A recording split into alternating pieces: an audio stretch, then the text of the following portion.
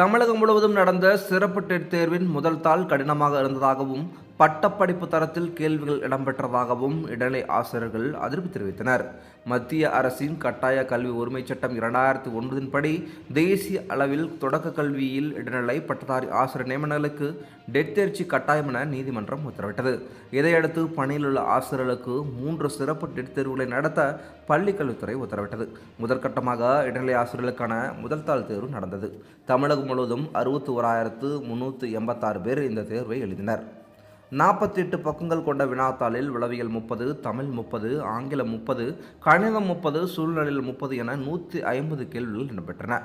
ஒவ்வொரு கேள்விக்கும் 1 மதிப்பெண்.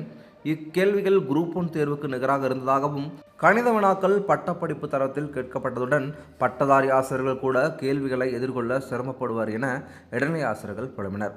தமிழ்நாடு ஆரம்ப பள்ளி ஆசிரியர் கூட்டணி மதுரை மாவட்ட செயலாளர் சீனிவாசன் கூறியபோது, இடைநிலை ஆசிரியர்கள் ஆரம்ப பள்ளி தலைமை ஆசிரியர்கள் கற்பிக்கும் பாடத்திட்டத்தில் இருந்து 20% கேள்விகள் மட்டுமே இடம்பெற்றன. அரசு சார்பில் பணியில் உள்ள ஆசிரியர்களுக்காக ஆன்லைன் வகுப்புகள் மூலம் நடத்தப்பட்ட பாடத்திட்டத்தில் இருந்தும் குறைவான கேள்விகளை கேட்கப்பட்டிருந்தன. சிவில் சர்வீஸ் தேர்வு போன்று கூற்று காரண முறை கேள்விகள் அதிகம் கேட்கப்பட்டிருந்தன. கணித பாட கேள்விகள் பட்டதாரி ஆசிரியர்கள் மட்டுமே கையாள முடியும். சூழ்நிலை கல்வியியல் உயர்நிலை மேல்நிலை வகுப்புகளுக்கான கேள்விகளே அதிகம் இருந்தன. மொத்தத்தில் முதல் தாள் தேர்வு சிறப்பு டெட் தேர்வுக்கான தேர்வு போன்று இல்லை என தெரிவித்தார்.